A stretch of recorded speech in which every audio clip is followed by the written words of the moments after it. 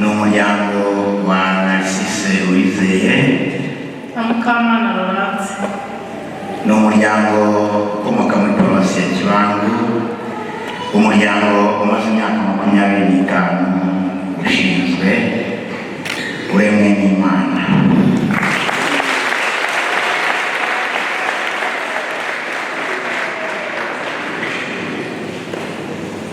Nyiricyubahiro Musenyeri mushumba wa diyosezi yacu ya Kabgayi, banyakubahwa abasaseridoti b'Imana, nyakubahwa umuyobozi w'akarere ka Muhanga, banyakubahwa bakristo bavandimwe muteraniye hano, Kristo Yesu akuzwe. Nimunyemerere ibyishimo dufite uyu munsi biri mu mitima yacu byasesekaye ndetse ku minwa yacu bikomeze bisesekare no mu biganza, dushimira Imana yatumye buri wese agira umuryango avukiramo, arererwamo, akuriramo cyangwa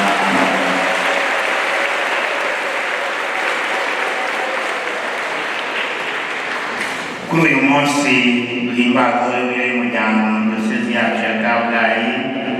Twishimiye kuvuga mu ijwi ry'abandi bagize ibyiciro by'umuryango bitandukanye. turashimira Imana yaremye umugabo n'umugore, ikabaha umugisha, ikabaha urubyaro ubwo yaremaga urugo, ndavuga umuryango. Koko rero urugo ni igihangano cy'Imana. Turashimira Kiliziya y'u Rwanda yaduteguriye ibihe byiza byo guhimbaza yubile y'impurirane.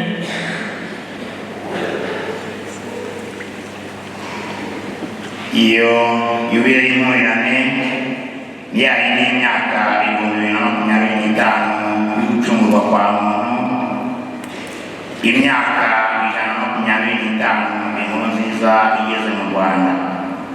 Muri ya nsanganyamatsiko igira iti urugo nirurangamire Kristo, usoko y'amizero, ubuvandimwe n'amahoro. Turahimbaza yubile turi kumwe n'ibyiciro by'abantu bigize umuryango, ari byo imiryango igizwe n'umugabo, umugore n'abana, imiryango y'abapfakazi, ndavuga abapfakazi b'abagabo ndetse n'abagore, imiryango y'imfubyi zirera, imiryango y'abari mu nzira zo gutandukana ndetse n'iy'abatandukanye, imiryango y'ababyeyi bibana, imiryango y'abana batabana, byaba bizwi cyangwa bitazwi, bigaragara cyangwa se bitagaragara. Turahimbaza yubile y'impurirane y'umuryango mu gihe ku isi yose muri rusange no mu Rwanda by'umwihariko umuryango wugarijwe n'ibibazo by'ingutu twakwita ibyonnyi by'umuryango. Muri byo twavuga amakimbirane mu miryango, gucana inyuma kw'abashakanye, ubuharike, imicungire mibi y'umutungo w'umuryango, gucurana umutungo cyangwa se gusesagura, ikinyoma, ubwicanyi, guhimana, ubusinzi, kubura urubyaro, ubukene bukabije, kumva nabi uburinganire n'ubwuzuzanye ku bagize umuryango, kudakoresha neza ikoranabuhanga, ifuha rikabije, ubunebwe, imico mishya igenda ituruka ahandi twakira tutayihuje n'umuco wacu. Turashimira umwepiskopi wa diyosezi yacu washyize muri gahunda ze ingo z'abashakanye n'iyogezabutumwa ry'ababyeyi nk'imwe mu ngingo z'ingenzi tugenderaho mu iyogezabutumwa rya diyosezi. Turashima ko diyosezi ishyigikira komisiyo y'umuryango mu buryo bugaragara. Turashimira komisiyo ya diyosezi ishinzwe umuryango irangajwe imbere na nyakubahwa Padiri Aloys Munyensanga,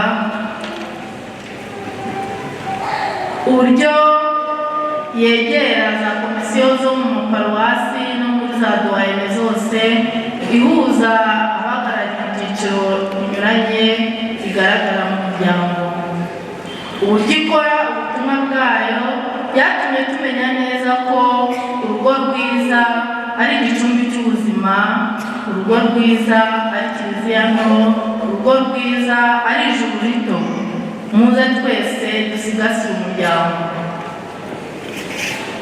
Abagize umuryango muri bya byiciro binyuranye twavuze, natwe turishimye kandi twishimiye ko kiliziya turi kumwe nayo, ndetse twiyemeje kuvuga nka Yozuwe duti twe n'umuryango wacu tuzakorera Uhoraho.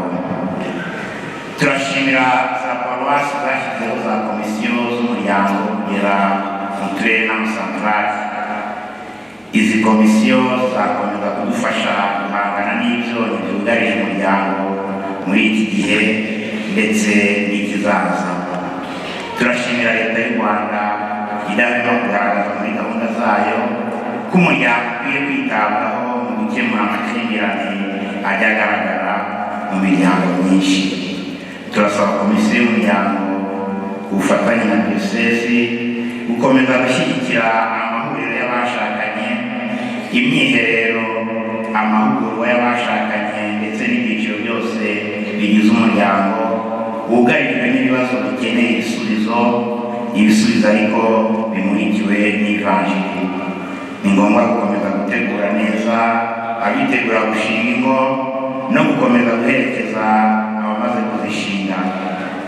Nyiricyubahiro Musenyeri, basaseredoti bihaye Imana, nyakubahwa umuyobozi w'akarere kacu ka Muhanga, munyemerezo z'ijambo nsaba abakristo bateraniye aha gushimira Imana, kiliziya na Leta uko bashoboye kugira ngo tugire umuryango umeze neza, utekanye kuri roho no ku mubiri kandi ufite icyizere cy'ejo hazaza.